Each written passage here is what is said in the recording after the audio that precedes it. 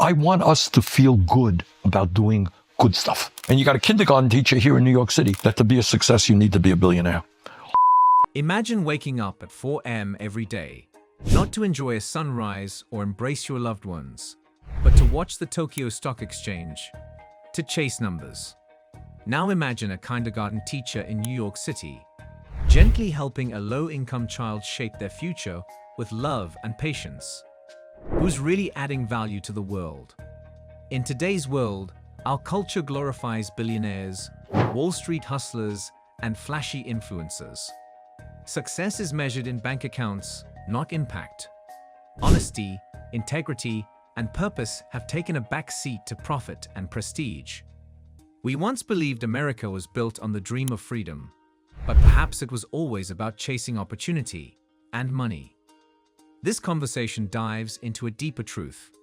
What do we, as Americans, truly value? And more importantly, what should we? You get into the issue of human happiness. All right. These guys sit in Wall Street, they get up, 4 o'clock in the morning to see what the stock market is in Japan, and they make zillions of dollars doing crap. I mean, what's the usefulness of the society? Culturally, what Trump represents to me, he lies all of the time. He is interested in himself and more money. And almost what bothers me is that is the kind of culture that we advertise to young people. This is the world. If you lie and you cheat and you steal, you too someday can be a multi-billionaire. Is that where we want to go as a nation? And what's the alternative? I think the most important question is, what do we want as Americans? And I think it is hard to, I think the way that we teach it in school is that people came here for freedom. And I think if we were being more honest, I think people came here for money. And I think it was freedom from a lack of opportunity. There was freedom from oppression. Otherwise, my mother is an immigrant. But I think— Where'd your mom come from? Scotland. So, she didn't have maybe a lot of opportunity. Stopped going to school at 15 years old, came here to America, she started a dance school, and she had immense success here, teaching dance lessons in New York City. Who would have thought? But I think the reality is that opportunity, I think Akash's family also came here for financial opportunity. My family as well. Exactly. And I think it's very hard to tear that away. I think that the fuel of the American machine is this idea, the delusional hope that one day we'll all be millionaires. All right, but is I don't know if that's right, but I think that is. Look, I think this city is what the melting pot city, in a sense, where my father came from Poland. He dropped out of school at 14. Yeah. He came here at the age of 17, really incredible, without any money. All right, and that's the story of millions and millions of families. We all came different ways.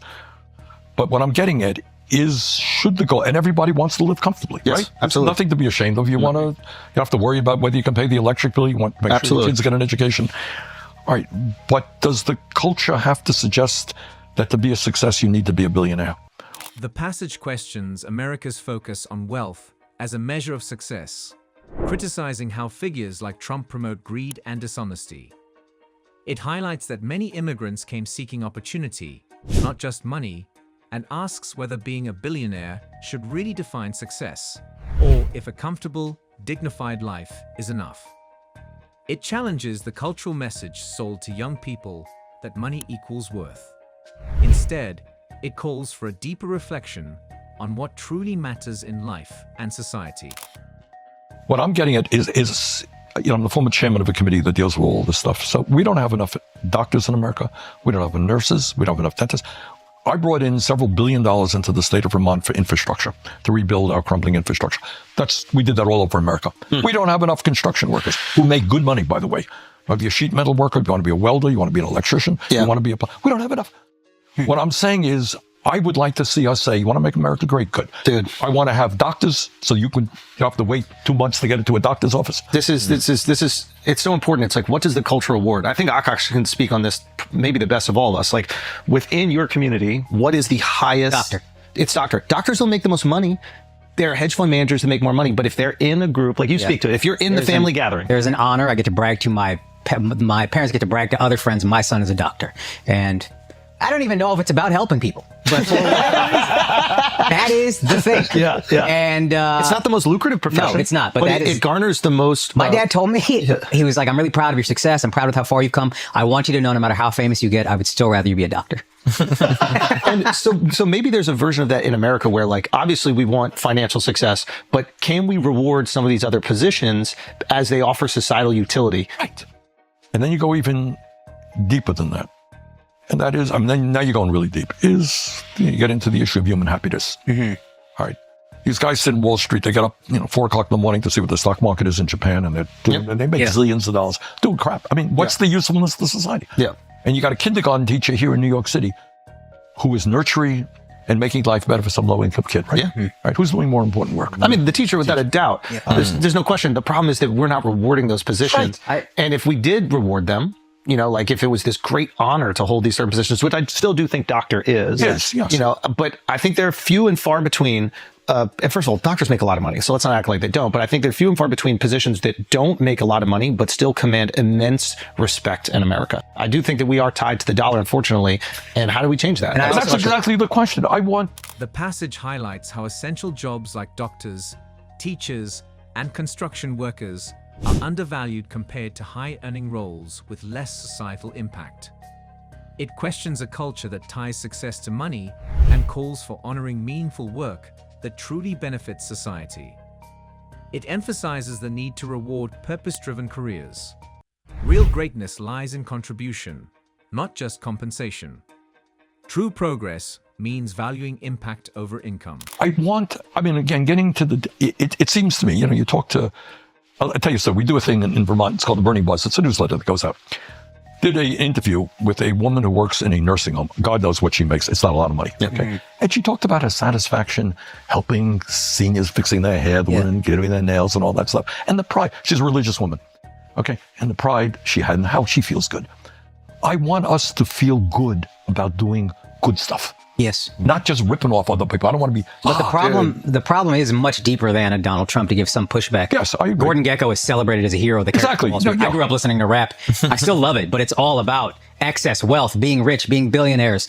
It doesn't matter how you get the money. Doesn't matter if it's honorable or not. When we were growing up, there was a million movies about, and there's a lot of criticism for this, but like some teacher who's well off that goes to the hood and really commits to like revitalizing that school, right? And initially the teacher's not accepted, but then the teachers see that, so the kids see that he's like a good or she's like a good force on humanity, and it's really rewarded. The speaker praises a low-paid nursing home worker who proudly cares for seniors, holding her up as an example of finding dignity in service rather than profit. He argues that American culture has strayed from celebrating such altruism and now idolizes greed. Whether it's Gordon Gekko on Wall Street or rap lyrics flaunting billionaire excess. Old feel-good films about teachers transforming tough schools have been replaced by stories that glorify money at any cost. The core message: we must rediscover pride in doing good stuff, not just getting rich. I don't think they make those movies anymore. I think it's a bunch of Gordon Geckos, right? Or every Marvel movie is about, an Elon Musk, character type, which is, Iron Man is Tony Stark. So yeah, the culture is clearly rewarding whatever makes you money. And I don't want us to completely get away from that. I think like success is important. Ingenuity and innovation is important. Absolutely. But there has to be something else that's important. Exactly. That's what I'm saying. So how do we do that? How do we instill that? That's the kind of discussion. Girls got to start sleeping with teachers. This is the kind of discussion we need to have as a country. And it gets back to this thing, this blew me away, this Pew poll about whether you feel better off. And we got diverted a little bit. It's not just economics, whether you're better off inflation accounted for dollars today than you were 40 or 50 years ago. It's more than that. It's, do you feel part of your community? All right. Or are you feeling isolated and alone? You spend half your time on the goddamn cell phone. Yeah. Right? And how do we, the craziness is we have more potential wealth now with all of this exploding technology. So we don't have to be working 50 or 60 hours a week. We can be thinking about what does it mean? Should we be dealing with the economic issue? Should everybody have a decent standard of living in America? Can we do that? The passage critiques a culture that glorifies wealth over meaningful work. It shares the story of a woman who finds pride in caring for the elderly, contrasting it with society's praise for excess and profit. The speakers call for a shift in values toward purpose, dignity, and community, not just money and status. So where do we go from here? We live in the richest time in human history. Technology has given us the power to create more than ever before. But the question isn't just about wealth, it's about meaning. Do we want a society that only rewards the rich, or one that respects and uplifts those who nurture, build, heal, and teach. It's time to redefine success, not just by what fills our pockets, but by what fills our souls.